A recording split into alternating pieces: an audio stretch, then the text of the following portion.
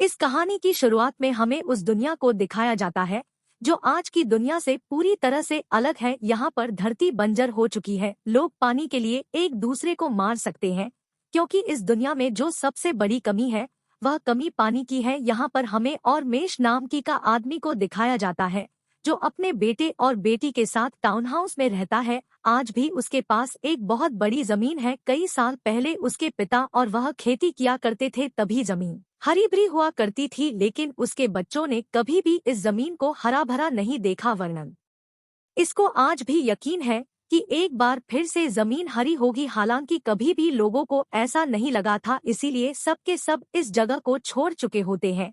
और जिसके पास एक खच्चर भी होता है जिसके ऊपर हो सामान ले जाकर उन लोगों को सप्लाई करता है। जो लोग इस पीहर में जमीन की बहुत गहराइयों से पानी निकालते हैं, दरअसल एक गवर्नमेंट के लिए काम करते हैं।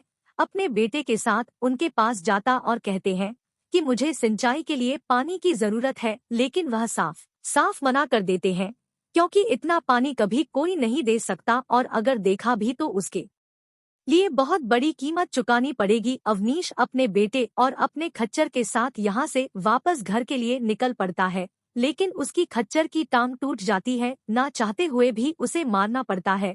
अभी दोनों की दोनों घर आ जाते जहाँ पर और देश की बेटी को दिखाया जाता है जो खाने की प्लेट्स को मिट्टी से साफ कर रही होती है, क्योंकि पानी की कमी के कारण अब बर्तन इसी तरह से साफ किए जाते हैं। इनका खंजर मारा जा चुका है, इसीलिए अभी ने एक नए खच्चर की जरूरत है। अगले दिन और ने सबने बेटी को लेकर एक जगह जाता है जहां पर रोबोटिक एनिमल की बोली लगनी होती है। यहाँ पर सब लोग पूरी लगाते हैं जिसमें नाम का भी होता है, लेकिन किसी तरह से इसे खरीद लेता और उसके पास एक रोबोट है, काम आता है। बिल्कुल अच्छा नहीं लगता, क्योंकि वह इस रोबोटिक एनिमल को खरीदना चाहता था। इसके बाद अपनी बेटी को लेकर एक हॉस्पिटल जाता है जहां पर अनीश की पत्नी उसके बेटे की मॉम है, जो एक खास स्क्रीन के साथ ही चल सकती है। उसका एक्सीडेंट हुआ था। प्रेम बहुत महंगा होता है, जिद्दी और नेता अफोर्ड नहीं करता था, इसीलिए उसकी पत्नी को हमेशा हॉस्पिटल में रहना पड़ता है। और मैं अपनी के बाद यहाँ से अपनी बेटी के साथ घर की तरफ निकल पड़ता है, जहाँ पर एक लड़का मिलता है जिसका नाम रॉबी है। रूबी की माली हालत बहुत ज्यादा खराब होती है। उसके बच्चे भी होता है, जिससे क्योंकि उसके पास आने के पीने के पैसे नहीं है, वो नहीं चाहता कि उसका बच्चा मारा जाए, परंतु उसे ऐसा करने से मना करता। वह कहते कि तुम्हें हिम्मत नहीं हारना चाहिए, और उस लड़की को पीने के लिए पानी भी देता है। और मैं तो यह लड़का पहले से जानता है, उसकी बेटी को भी जानता हूँ। उसको बताता है कि तुम्हारी बेटी का किसी के साथ अफेयर चल रहा है, जिसके बारे में तुम्हें कुछ भी नहीं पता। इस बात से बहुत गुस्सा आता है और उसे कहते हैं मुझे बताना चाहिए था। कि बेटी कहती है कि मैं अपनी जिंदगी खुद मालिक हूँ, मैं जो चाहे वह कर सकती हो, और बहुत गुस्सा आता है, इसीलिए ब्लॉक कर देता है। विच एनिमल किसी ने चुरा लिया है, जिससे उसे बहुत दुख हो, और उसी से होता है फिल्म। यहाँ की जो वाटर सप्लाई के लोग हैं, जो इस जगह सबसे ताकतवर है, वह अर्निस तक पहुँच जाते हो सरपंच मारते हैं, जिससे पीयूष जाता है। और जब उसे होश आता है तो वह उन्हीं लोगों के पास होता है जो वाटर सप्लाई करते हैं। उस पर इल्जाम लगाते हैं कि तुम्हारे रोबोटिक एनिमल के साथ हमने तुम्हें पानी चुराते हुए यहाँ से देखा है। तुम अपने एनिमल के साथ यहाँ से पानी ले जा रहे थे, और अब यह और उसको मारना चाहते हैं, लेकिन किसी तरह से अपनी को हासिल कर लेता है और इन सब की तरफ से देता है।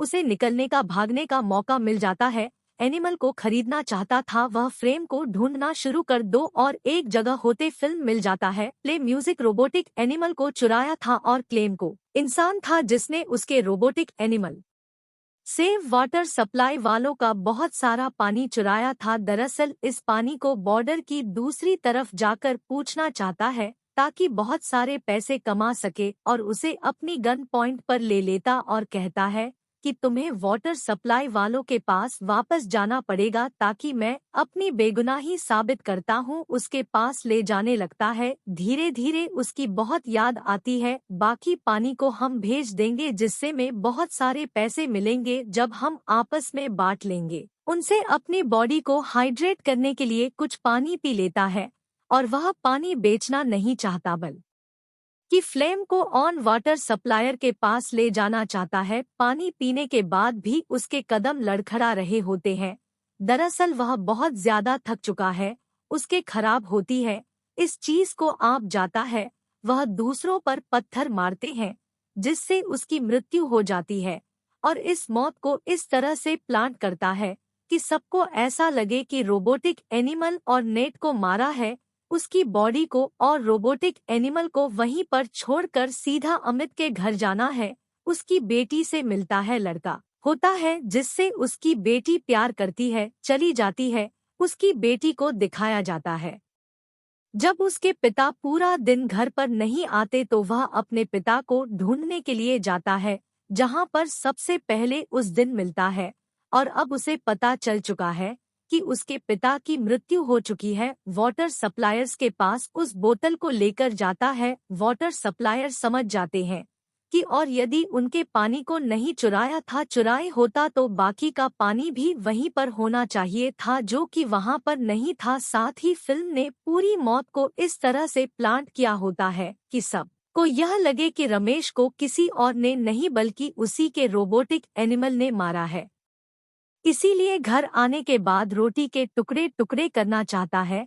अभी वहां पर जाता है, अपने आप को संभालना होगा दिखाता है, उनकी फैमिली का एक हिस्सा बन चुका है और उसके बेटे को कहते हैं कि मैं तुमसे शादी करना चाहता हूँ। वह भी इस बारे में अब कुछ नहीं कहता कि कहीं ना कहीं वह भी उसे एक्सेप्ट कर चुका है कि इनका जो बहुत बड़ा लैंड है वहां पर खेती करेगा। के पास जाता है कि मुझे पानी की जरूरत है, पानी दे दो। उसकी बात मान जाती और क्लेम को खेतों के लिए पानी मिल जाता। वह खेतों पर बहुत मेहनत करता है और बहुत जल्द फसल होगी ना शुरू हो जाती है, जिससे उनका बेटा और प्रेम दोनों बहुत खुश होते हैं और उसका बेटा भी फ्लेम से इम्प्रेस हो चुका होता है, इसीलिए उसकी बहन से शादी कर लेता है। प्लेन की जिंदगी में सब कुछ ठीक चल रहा होता है और एक दिन जब वह खेतों में होता है तभी बैंक से कुछ लोग आते हैं जो फिल्म को बताते हैं कि अमित ने खेतों के बदले बहुत सारा कर्जा लिया था जो पैसा कभी नहीं चुका पाया और बहुत जल्द बैंक इन खेतों को अपने कब्जे में ले लेगी। जानकर बहुत दुख होता है क्योंकि उस दिन के लिए बहुत ज्यादा मेहनत की थी, वो किसी भी कीमत पर खेतों को वापस अपने कब्जे में लेना चाहता है। इसीलिए वह उस लड़के के पास जाता है जिसका नाम है, एक बार अपने बच्चे को बेचना चाहता था। पता होता है कि वह अपने पास जाता है और उसे उसके बच्चे को बेचने के लिए कहता है। वह भी अपनी पत्नी को बताए बिना कुछ लोगों को बेच देता है, लेकिन यहाँ पर पैसों की जरूरत है इसीलिए को मार देता है और एक गोली लग जाती है जिससे उसका एक पैर टूट जाता है। यहाँ से लेकर भाग जाता है और को दिखाया जाता है उनको बनाया था उसके सॉफ्टवेयर में कुछ प्रॉब्लम आ गई होती है, मैन्युफैक्चर के पास जा रहा है। अब अगले दिन दिखाया जाता है कि फिल्म अपनी पत्नी के साथ घर पर बैठा हूँ तो बहुत खुश है क्योंकि उसने बैंक को पैसे चुका दिए हैं यहाँ पर और उसकी बेटी को रोबोटिक एनिमल को पीस दिया। उसे बेचकर जो भी उसे पैसे मिले उसने बैंक को झुका दी। वहीं रोबोटिक एनिमल को दिखाया जाता है जो बॉर्डर पार करके अपने उस मैन्युफैक्चरर तक पहुंच जाता है जिसने उसे बनाया है। मैन्युफैक्चरर को जब रोबोटिक एनिमल मिलता है तो रेडियो पर डांस करता है कि जिसका भी है एनिमल है उसे जलाकर यहाँ पर ले जाएं और बेटा जो भी सुनता है तो पूरी तरह से हैरान हो जाता है क्योंकि उसे अभी तक यही लग रहा था कि फिल्म रोटी के एनिमल को भेज दिया और उसके पैसे बैंक को दे दिए। अब उसे सच्चाई का पता है, इसीलिए शाम को पूछता है क्या कर देता है। इससे उसके बेटे को उस पर शक होना शुरू हो जाता है और वह कहते हैं कि अगले दिन वह हॉस्पिटल अपनी मॉम से मिलने के लिए जाएगा। मेरी फैक्चर के पास जो रोबोटिक एनिमल है यह बॉर्डर की दूसरी तरफ होता है जहां पर किसी कंपनी इन रोबोटिक एनिमल्स को बनाती है। वह हंस के बेटी को उसकी रोबोट को वापस कर देते हैं, साथ ही उसे रोबोट के खास फंक्शन के बारे में बताते हैं जिसमें बहुत सारी फुटेज को रिकॉर्ड कर लेता है